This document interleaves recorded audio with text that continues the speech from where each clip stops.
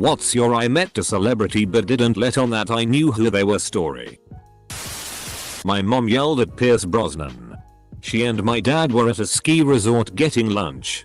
My mother gets quite angry, an unfortunate tray I inherited, and was waiting in line to order. Right as she's about to order, a guy tried to cut in front of her and interrupt her. She snapped and told him to go to the back of the line like everyone else. She got her food and went back to my dad sitting there mouth wide open in shock. Do you know who that was? No. That was Pierce Brosnan. This doesn't count because it's about my father-in-law. And he legitimately didn't know who she was. But we were vacationing in Maine and spending a lot of time on the beach. My father-in-law would walk his dog early every one morning. He met this lady and they would meet up and walk their dogs together, then go their separate ways. One morning I got up early to come with him. And to my surprise, we met up with Sigourney Weaver and went for a walk. I was 10 years old in 2002 when my mom took me to the Bronx Zoo for the first time. It was a rainy day, so we practically had the whole place to ourselves except for 3 British kids running around, chaperoned by a woman. My mom quickly befriended the woman while I made like a kid and joined the horde, looking at spiders and scorpions and sharing in the awe and excitement of the animals. After about an hour, when we said our goodbyes, my mother told me that the kid, Daniel, who I had been hanging out with, had played Harry Potter in the movie that came out last year. I had thought he looked familiar. My cousin rode a ski lift with Jack Black in Vail. Just the two of them. Her husband and I were in the lift behind them, freaking out. When we got off the lift, they'd gone their separate ways. We made our way to her. She was like, wow, that guy on my lift was so nice. We were like, no shit, that was Jack Black. She was like the School of Rock guy. She was so embarrassed. She said she rambled on about living in Iowa for most of their conversation. We laughed our asses off. One of my best friend's doppelganger is Ethan Hawke. Like, it's scary how much he resembles him. To the point that during those stupid Facebook challenges he just changed his profile picture to him and nobody realized it. Also, his favorite story was one time at San Diego Comic Con he actually confused Rosario Dawson at a hotel bar. Anyway, one night I'm walking home from work in Nick, and I see who I thought was my friend John just walking on a kind of secluded part of 9th Ave around Hell's Kitchen. And I yell, John. He doesn't turn around. So I decide to yell it again. And instead of responding, his pace quickens. I decide the best thing to do is to run at him, which seemed to terrify him, as keep in mind it's late and there are very few people around. Anyway, I catch up to him and say, oh, you're not John, and then walk away from what was a very frightened Ethan Hawke. My friend's mom, over 70 years old, owns a small Asian grocery store. Post Malone came walking in with his girlfriend and his mom had no idea who he was. A few cute things happened. 1. She was nervous because of his tattoos, but happy, not worried once he bought a lot of food. She had no idea he was a celebrity. 2. She gave him a free snack for buying so much food and told him to come back for lunchtime for cheap and tasty gyoza. He did come back the next day. 3. She was worried he would get mugged going to his car because of 3 big men outside, so she followed him outside. They were his bodyguards. 4. She really liked his cool car. It was a Lamborghini. She told my friend about the encounter that evening and he pulled up a YouTube video based on the description. It was him. When Post Malone came back the next day for gyoza, she got a selfie with him. It's on my friend's phone, so I don't have the picture available right now. Whole thing is adorable with how innocent his mom is. I worked at a movie theater in Albuquerque at the time they were filming the first Avengers film. Captain America was about to come out. I remember because we had the huge standee of him in the lobby. I was reading in the box office when 3 people came up. Guy asked for 3 tickets to Bridesmaids. It was dark out and he had a green baseball cap and sunglasses. He paid with a credit card. Christopher Evans. I stared at the card after I swiped it. Handed it back. I need you to sign the receipt. He did. And then he walked in. Edit. Thanks for all the comments guys. Just to add on, I didn't recognize the other two with him. One was a blonde woman and the other was a guy with buzzed hair and a 6 o'clock shadow. Captain America was about to come out. The fanfiction communities will appreciate this one. Working cashier at a tiny candy store during a lull. And suddenly we're swarmed with black suits and shades. Some guys in suits come in with more shades shadowing them. They browse, buy chocolates, and hand them to another suit. I joked to one guy about that box definitely not being big enough for everyone. And he laughs and buys 3 more. They pack up and shades escort them out. Couldn't have been more than 10 minutes. When I went home, I found out that Air Force 2 had landed for a conference nearby. And I had managed to convince the Secretary of something, Defense, I believe, to buy $200 of chocolate. So you're the reason military spending is out of control. I used to be a server at a Mexican restaurant right outside LA in the late 90s. One day Leonardo DiCaprio came in with who I assume was his mom to have lunch. This would have been post-Titanic, so really at the peak of his breakthrough mega celeb status. He was wearing a ball cap, sunglasses and unshaven, but I recognized him anyway. I didn't let anyone know and I wrote something like "Your movies are awesome. I hope you liked our food" on his receipt when I dropped it off at the table. After he left, I swung by and picked up his payment and he had left me a note back that said "Thank you so much for not blowing my cover" with a $100 tip.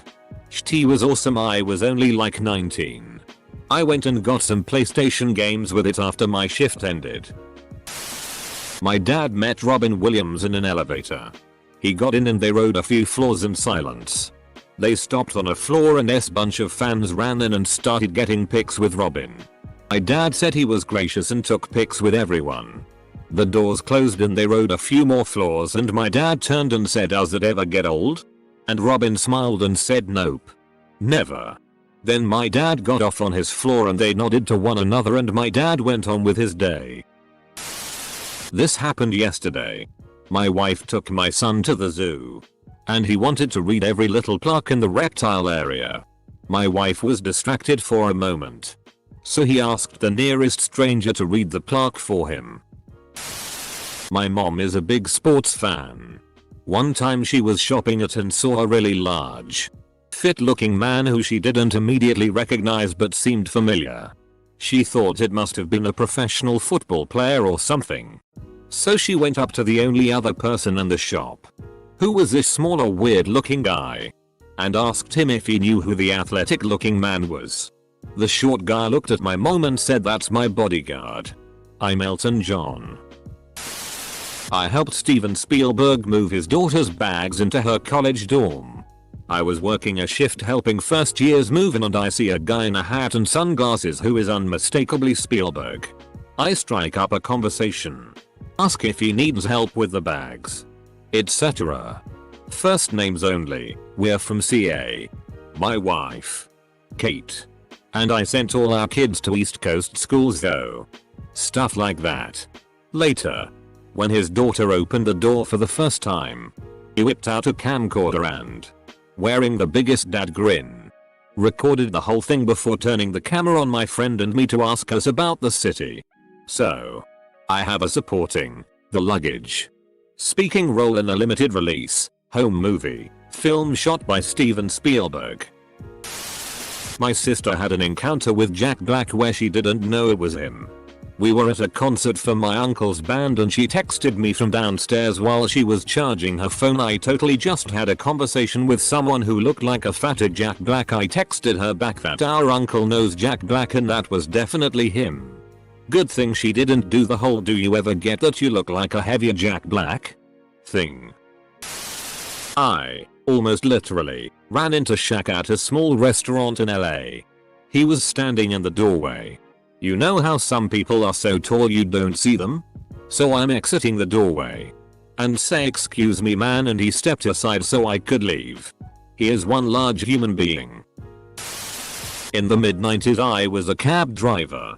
Our service was like a cross between a limo and a taxi. And we serviced some fancy resorts. As I dropped off my passenger at a resort, Another guy asks if I'm a taxi. And I say yes. So he tells his friend their cab is here. His friend got in the car and said this ain't no cab. Smells too good to be a cab in that unmistakable Chris Rock voice. He and his friend just bullshitted with each other for the 15-minute drive to a local nightclub. There was a white kid trying to talk to a yellow cab driver ahead of us in the parking lot and Chris Rock started imitating the kid. Like, I need a ride. Yeah. I'm drunk. But I need a ride. And I was trying really hard not to laugh out loud. He wasn't nearly as famous yet at the time. But I had seen his stand-up routines on Comedy Central and knew exactly who he was. But didn't go fanboy on him. 10/10 would drive Chris Rock again. I was at IKEA in Vancouver and noticed this lady in a low-hanging hat had dropped something. I helped her pick it up and noticed it was Sarah McLachlan. Didn't let on that I knew who she was because I couldn't think of anything to say. This meeting will haunt me for the rest of my life. Like your damn pet commercials. Met Elon Musk in a Tesla store in LA. Really wanted to meet him but didn't want to be that guy. Decided I had a plan. So walked up to him and said, "Excuse me. Do you work here?" He replied, "I mean, yeah, kind of." I say, "What can you tell me about the entertainment console of the Model S?" He says, "Let me see if I can find someone to help you." To which I say, "Nah, I'm just F-king with you." He laughed and shook my hand and walked off. Used to work at a posh hotel and we had wedding there all the time. I was pretty young at the time. Say 15. David Tennant was at one wedding. Dr. F-king who and I was pouring him coffee. At first I was sat there thinking is he isn't he, so I was playing it cool. I went back to the kitchen to top up more coffee in my coffee jug and the staff were talking about it too before deciding it actually was David Tennant. Spent the rest of the night playing it cool because I was in that whatever stage of teenage life. Inside I was freaking out. When I was younger with fewer responsibilities I used to just drive around for the hell of it. To me, driving is a hobby. Late at night was my favorite time. The streets are empty. My uncle is like this too. I asked him if he wanted to meet at American Coney Island. We sat down in a booth. A couple guys walked in after us and sat down behind us. Eminem, Dr. Dre, and a guy I later found out was Jimmy Iovine. We paid them no attention. But we knew who they were. They finished before us and as they were walking out, Eminem nodded at us and said, "Thanks for not making a big deal about this. We got you." He and the other guys disappeared around the corner. M took that pretty well considering you acted like you forgot about Dre. Robin Williams used to walk around my lone childhood country town near SF. I saw him once, after hearing many rumors about his sightings. Not entirely unlike Bigfoot or Nessie sightings. My brain didn't fully comprehend what it was seeing. But I could tell he was trying his very best to remain incognito and not draw any unwanted attention. We locked eyes. He smiled. I smiled and nodded back. And we both went our separate ways. Worked at a hotel and Russell Crowe came in the lobby. He went to the house phones and called front desk. Where I was working. I could see him pretty easily. I answered the phone and he asked to be connected to a room, so I put him through. This wasn't long after he threw a phone at a hotel clerk, so I didn't want to take a chance at pissing him off. Not sure if this counts, but when I was 15 I was really into playing StarCraft, being a 3-month-old game at a time, on Battle.net. I did mostly 3v3 games. After finishing this one particularly epic match, close game, we won. We all got into a chat room to talk about how fun that was. One of them says something to the effect of, "Not sure if you all care, but you just beat Ben Affleck." Of course we all ask him to prove it. So he told us to wait a minute and visit his official website's message board, benaffleck.com or something like that. He had just made a post in Red being Ben Affleck himself, about just losing a game of StarCraft. We briefly chatted with him and that was it. Samuel L. Jackson was on my flight. I was second to last aboard the flight and there was all this commotion with the flight attendants and gate crew. Once I approached the door of the plane I realized they were all looking at Samuel L. Jackson. He was standing by the cockpit making himself available to passengers' fans. I played it cool. Didn't say a word. Turns out, I'm shy around celebrities. I'm just glad I didn't make a snakes on the plane joke. About 5 years ago my dad was in LA for business and got into the elevator of his hotel to head down to one of his meetings. When he got in, he instantly recognized a huge, legendary, Hall of Fame LA Laker standing next to him. Normally, my father would never say anything but for some reason felt compelled to introduce himself. He stuck out his hand and said, "Shaq. It's nice to meet ya." He immediately realized he messed up and the guy responded, "I'm Magic Johnson but it's nice to meet you too." The second-hand embarrassment is real. Before I realized who he was, Sean Alexander asked me if I liked football. I told him I liked the Steelers. He said, "Yeah. I lost to them in the Super Bowl." I felt pretty stupid, but he thought it was funny. Super nice guy. I was at a test screening of the movie Valkyrie. Me and my friends were near the front of the theater talking before the movie started. And I went on this big, loud rant about how normally I like Tom Cruise movies but War of the Worlds was such a piece of shit. One of the worst movies I've ever seen. Plot didn't make sense. They strung a bunch of cool scenes together and put a shitty happy ending on it and called it a day. After I wrap up my 5-minute rant outlining everything wrong with War of the Worlds, the person sitting behind us tapped me on the shoulder and pointed 4 seats down in my row to Tom Cruise glaring at me. I gave him the nod and sat there for what might have been the longest 10 minutes before a movie started ever. Not quite what you were asking for but close enough for an excuse to tell that story. TLDR. Didn't notice Tom Cruise was listening while I talked shit about one of his movies. I used to play in local bands in Seattle back in the late 90s. I was sitting in the Mecca, a bar in the Queen Anne neighborhood, and in walks this dude with another buddy and they sit down next to me. I didn't look up as I was enjoying a pint and a book. We all mutually knew the bartender well. They started talking about cars or something, then it led to music. I made a quick quip about Soundgarden and how I hoped that they would make another album. This was just before Down on the Upside. I heard the dude next to me say, "Wish granted. We are mixing it now." It was Chris Cornell and one of his friends. We talked for a while about Seattle music and playing shows. He asked more questions of me than I could of him. He was genuinely a humble, cool fellow musician. He treated me like an equal even though I knew and certainly know now that I am not. In that regard, I bumped into him a couple of other times over the years. He was always the same dude to me. R.I.P. Chris. Was at a convenience store in LA when me and a very nicely dressed black gentleman walked up to the cashier at the same time to pay. It was nighttime and he had his dark shades on and was talking on his phone. I gave him the after you gesture and he nodded and said thanks buddy. Paid and left. It wasn't until he was out of the store that I realized he was Jamie Foxx. Me and my wife were on a trip for 9 days with Rainn Wilson, Dwight from The Office, and his family. I know he doesn't like being treated like he's just a character from a TV show, so I refrained from mentioning it or even letting on that I knew he was a famous actor. One day he had a sandwich with some beetroot in it. Turns to his wife and says these beets are really amazing. It took every bit of me not to say something about Dwight then. He's a fantastic guy. And his family is lovely. My brother used to work a parking booth at a lake where Chuck Woolery used to fish. Chuck would pull up and my brother would say, $5.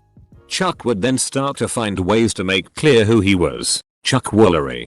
My brother would respond with, $5.